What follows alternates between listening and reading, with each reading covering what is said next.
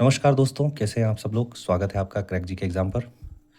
यदि आप किसी भी एग्ज़ाम की तैयारी कर रहे हैं, वनडे, चाहे स्टेट पीसीएस या किसी भी एग्ज़ाम की एसएससी, रेलवे, बैंक, तो ये वीडियो आपके लिए बहुत ही इम्पोर्टेंट होने वाला है क्योंकि इस वीडियो में संविधान के बहुत ही इम्पोर्टेंट फैक्ट को हम लोग आज डिस्कस करने वाले हैं। संघ और उसके राज्य क्षेत्र और राज्य पुनर्गठन समिति के बाद में किस प्रकार से राज्यों का गठन हुआ था, किस क्रोनोलॉजी के अनुसार पहले कौन-सा राज्य बना था, कब बना था और उसके बाद क्या-क्या उसमें रिपोर्ट्स लगी थी जिसके अनुसार राज्यों का गठन होता गया। तो आइए बहुत ही डिटेल वे में हम इसको डिस्कस करेंगे।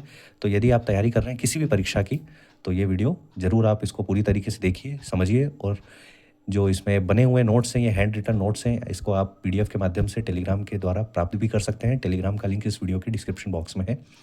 बहुत ही अच्छे और बहुत ही सरल ट्रिक से हम लोग पहले ये इस पूरे के पूरे राज्य पुनर्गठन वाला हम लोग ये देखेंगे कि किस ट्रिक से हम लोग पूरे के पूरे राज्यों को याद किया जा सकता है, किस वे में राज्यों का गठन हुआ था।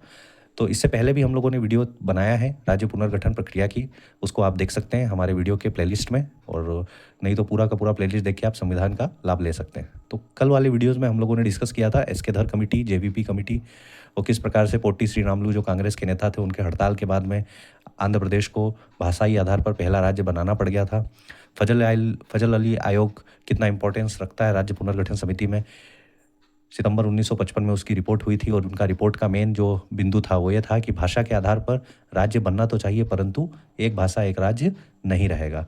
तो ये उनके जो फजल अली आयोग का जो मेन रिपोर्ट था, उसका जो समरी था वो यही था। इसके बाद 1 नवंबर 1956 को 14 राज्य और 6 केंद्र शासित प्रदेश बने। तो 14 राज्य और 6 केंद्र शासित प्रदेश बाकायदा मैंने लिस्ट दी है कल की वीडियो में।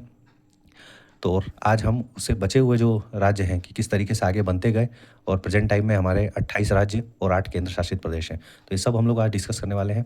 तो देखिए ट्रिक है, बड़ी मज़ेदार ट्रिक है। हो सकता है आप लोगों ने इस ट्रिक को इससे पहले भी देखा होगा, परंतु एक छोटी-सी लाइन में आपको पूरी की पूरी ट्रिक किस तरीके से समझ में आएगी ये देखिए। तो ट्रिक क्या है पहले उसको देखिए। आम गुनाहों ही में मात्र सिमी आतंकवादी। मात्र एक लाइन याद करना है, आम गुनाहों ही में मात्र सिमी आतंकवादी, और इससे आप लोगों को पूरे के पूरे राज्य याद हो जाएंगे। आ से आंध्र प्रदेश। आंध्र प्रदेश कब बना? 1953 में। जैसा यहाँ पर देखिए अक्टूबर 1953 में आंध्र प्रदेश राज्य बना था। म से महाराष्ट्र। गु से गुजरात। ये दोनों कब बने? 1960 में। ना से नागालैंड 1963 में। हो से हरियाणा। ठीक, हरियाणा, चंडीगढ़, ये दोनों बने थे। और ये किस कमीशन की रिपोर्ट के पे बने थे? शाह कमीशन के द्वारा बने थे। ये भी क्वेश्चन आता है, इसलिए यहाँ पे मेंशन कर दिया गया है। तो ये जो नोट्स है ये एम लक्ष्मीकांत से बने हुए हैं। एम लक्ष्मीकांत इससे पहले वाले मैं कई वीडियोज़ में दिखा भी चुका हूँ बाकायदा प्रूफ के साथ। तो इसलिए वीडियोज़ को ज़्यादा लंबा ना करते हुए मेन फैक्ट्स को पढ़ा जाए। तो ये गुनाहों तक हो गया था। ही से हिमाचल प्रदेश, हो से हरियाणा और चंडीगढ़ पंजाब, इसका गठन हुआ था और किसके? शाह कमीशन के द्वारा। ये इंपॉर्टेंट फैक्ट है, आप याद रखिएगा। ही से हिमाचल 1971 में बना था। फिर मैं मात्र मतलब मैं मतलब मेघालय 1972 और मात्र ये है त्रि से त्रिपुरा, म से मणिपुर। तो मेघालय, मणिपुर, त्रिपुरा ये बने थे 1972 में। तो आम गुनाहों ही में मात्र अब सी से सिक्किम 1975, फिर मी से मिजोरम और मिजोरम, उसके बाद आतंक से अरुणाचल। इसको आप याद कर सकते हैं, आतंक से अरुणाचल। और वाद से गोवा और दी से फिर ये जो चीज़ बनी है दी, जो अपना 2000 में छत्तीसगढ़, उत्तराखंड और झारखंड, ये जो तीनों राज्य बने थे अलग अलग होके। तो ठीक, आप देख सकते हैं कि छत्तीसगढ़ 1 नवंबर 2000 को बना था, उत्तराखंड 9 नवंबर 2000 को बना था और झारखंड 15 नवंबर 2000 को बना था। तीनों नवंबर में बने थे और तेलंगाना एकदम लेटेस्ट राज्य बना 2 जून 2014 को। ठीक है, तो ये आप देख सकते हैं मिजोरम, अरुणाचल और गोवा ये तीनों कब बने? 1987 से। तो मात्र एक लाइन, आम गुनाहों ही में मात्र सिमी आतंकवादी, जब 3-4 बार आप इसको बोल लेंगे तो पूरी ट्रिक आपके एकदम जुबान पे याद हो जाएगी। तो इस तरीके से हम पूरी ट्रिक को याद कर सकते हैं, आम गुनाहों ही में मात्र सिमी आतंकवादी। अब हम लोग डिस्कस करते हैं थोड़ा सा इंपॉर्टेंट क्वेश्चन जो इससे रिलेटेड है, संघ और उसके राज्य क्षेत्र। अब क्योंकि ये संविधान के भाग 1 में प्रावधान है, संघ और उसका राज्य क्षेत्र। भारत अर्थात इंडिया राज्यों का एक संघ होगा और अनुच्छेद 1 से 4 में ये उल्लिखित है। ठीक है, भाग 1। अब क्या क्या इसके फैक्ट्स हैं उसको थोड़ा सा देख लिया जाए। अनुच्छेद 1 में साफ लिखा है कि भारत अर्थात इंडिया, ये दोनों ही नाम एक ही हैं। ठीक है। अनुच्छेद 2 में लिखा है कि नए राज्यों का जो प्रवेश है वो किस प्रकार से होगा। ठीक है, ये अनुच्छेद 2 में है। अनुच्छेद 3 में 3 राज्यों का निर्माण और वर्तमान राज्यों के क्षेत्रों या सीमाओं के नामों में परिवर्तन। कोई भी जगह अधिग्रहण करती है या इंडिया लूज़ करती है तो इस तरीके से अनुच्छेद 3 के माध्यम से उसके नाम में परिवर्तन हो सकता है, सीमा में परिवर्तन। अनुच्छेद 4, संसद द्वारा जो अनुच्छेद 2 अथवा 3 के अंतर्गत बनाई गई विधि है, उसको अनुच्छेद 367 के 68 के प्रयोजनों के लिए संविधान में संशोधन करने वाली विधि नहीं समझी जाएगी। ये अनुच्छेद 4 में लिखा हुआ है। जैसा कि आपको पता है, यदि नहीं भी पता है तो इसको ध्यान रखिए कि 368 अनुच्छेद जो है वो संविधान संशोधन करने की प्रक्रिया है। तो यदि वहाँ पे संविधान संशोधन करने वाली विधि रहेगी तो ये नहीं समझी जाएगी यदि अनुच्छेद 2 और 3 के अंतर्गत बनाई गई विधि है तो। ठीक है, ये अनुच्छेद 4 में लिखा हुआ है। अब भाषाई प्रांत आयोग जो हम लोगों ने कल डिस्कस किया, ये सब एक बार और आप थोड़ा सा फास्ट वे में थोड़ा सा देख लीजिए। जो एस.के. धर अध्यक्ष थे, इसकी दिसंबर 1948 में रिपोर्ट सौंपी गई थी। अनुशंसा क्या की गई थी कि राज्यों का पुनर्गठन प्रशासनिक सुविधा के आधार पर हो, न तो भाषाई आधार पर न हो, प्रशासनिक सुविधा के अनुसार हो। फिर उसके बाद जेवीपी समिति, जैसा कि मैंने कल एक क्वेश्चन पूछा था वीडियो में कि जेवीपी का फुल फॉर्म क्या है, तो इसके कमेंट्स आने हैं कि जे मतलब जवाहरलाल नेहरू, वी मतलब वल्लभ भाई पटेल और पी मतलब पट्टाभी सीतारमैया। इसका गठन हुआ था 1948 में। रिपोर्ट 1949 में छापी गई थी। सेम टू सेम वही बात कही गई थी जो धर आयोग में, कि भाषाई आधार पर राज्यों का पुनर्गठन अस्वीकृत कर दिया गया था। फिर राज्य पुनर्गठन आयोग, फजल अली आयोग, जो इंपॉर्टेंस अभी हमने वीडियो में डिस्कस किया। इसके अन्य सदस्य थे के.एम. पणिक्कर व के.एच.एन. कुंजरू। रिपोर्ट 1955 में भाषाई आधार पर अनुशंसा राज्यों के पुनर्गठन की अनुशंसा की गई थी, परंतु एक राज्य एक भाषा नहीं होना चाहिए, ये इसका वो था। तात्कालिक कारण क्या था आंध्र प्रदेश राज्य का गठन का, जैसा कि हम लोगों ने डिस्कस किया। पोटी श्रीरामुलु की 56 दिनों की भूख हड़ताल के बाद उनका निधन हो गया था। गठन हुआ अक्टूबर 1953 में।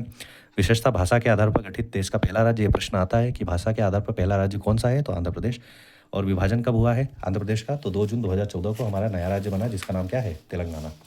ठीक, यस, अभी हम लोगों ने ट्रिक के माध्यम से देख लिया है। आम गुनाहों ही में मात्र सीमी आतंकवादी, तो ये सब वही है। ठीक है, तो इस तरीके से आप ट्रिक से याद कर सकते हैं। और यदि आपको पूरा डिफरेंट क्लीन वे में चाहिए तो पीडीएफ में आपको अवेलेबल करवा दूंगा टेलीग्राम पे, आप उससे भी देख सकते हैं डे बाय डे।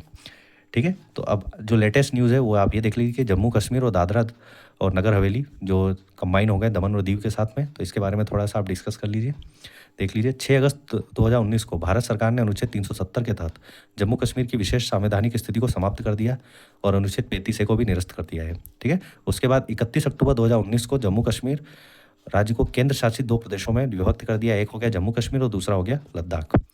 उसके बाद, उसके जस्ट बाद, क्योंकि ये करने के बाद हमारे पास हो गए थे राज्य 27 और केंद्र शासित प्रदेश हो गए थे 9।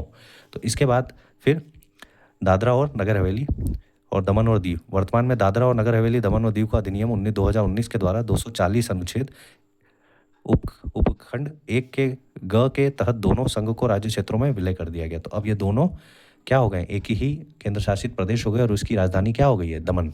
ठीक है, तो इसको आप देख सकते हैं। और फिर यदि भारत के किसी राज्य या भूभाग को किसी विदेशी राज्य को सौंपा जाता है, जैसा अभी इससे पहले मैं डिस्कस किया था, तो जो 368 वाला अनुच्छेद है वो देखिए उसको, तो अनुच्छेद 368 के तहत संविधान संशोधन करना होगा। इसका क्या क्या हो चुका है, जैसे 9वां संविधान संशोधन अधिनियम 1960 में जो बेरू-बारू संघ क्षेत्र को पाकिस्तान को सौंपा गया था, ये कब हुआ था, 1960 में ये संविधान संशोधन करके पाकिस्तान को ये क्षेत्र सौंपा गया था। और 2015 में जब हमारे मोदी जी गवर्नमेंट बनी थी तो बांग्लादेश से कुछ जगह को कुछ गाँवों को लिया गया था, जो 100वां संविधान संशोधन 2015 में हुआ था, जिसमें भारतीय क्षेत्र बांग्लादेश को सौंपे गए थे और बांग्लादेश से कुछ गाँव लिए गए थे। तो ये क्वेश्चन तो आया हुआ है, जो 2021 के पीसीएस में क्वेश्चन आया हुआ है। ठीक है, कि 2015 का जो संविधान संशोधन है वो किससे जुड़ा हुआ था। अब परीक्षा की दृष्टि से क्या क्या इंपॉर्टेंट हो सकता है उसको भी थोड़ा सा देख लिया जाए, कि जो सिक्किम है ये 35वां संविधान संशोधन अधिनियम 1974 के रूप में शामिल किया गया था, कैसे सह राज्य के रूप में शामिल किया गया था। और 36वां संविधान संशोधन 1975 में इसको पूर्ण राज्य का दर्जा दे दिया गया था। तो ये भी आप थोड़ा सा ध्यान रख सकते हैं। वर्तमान में अभी हमारे पास, जैसा कि आपको पता है, 28 राज्य और 8 केंद्र शासित प्रदेश है। 7वें संविधान संशोधन अधिनियम 1956 के जरिए 1 नवंबर 1956 को हम लोगों ने अभी देखा है कि 14 राज्य और 6 केंद्र शासित प्रदेशों का गठन किया गया है। संसद द्वारा नागरिकता के अधिकार का विधि द्वारा विनियमन किया जाना उपबंधित किसमें, अनुच्छेद 11 के अंतर्गत है। भारतीय नागरिकता अधिनियम 1955 पारित किया गया है संसद द्वारा, और अनुच्छेद 15, 16, 19, 29, 30 के तहत अधिकार प्राप्त है केवल भारतीय नागरिकों के। ये सब जो है ये परीक्षा उपयोगी है।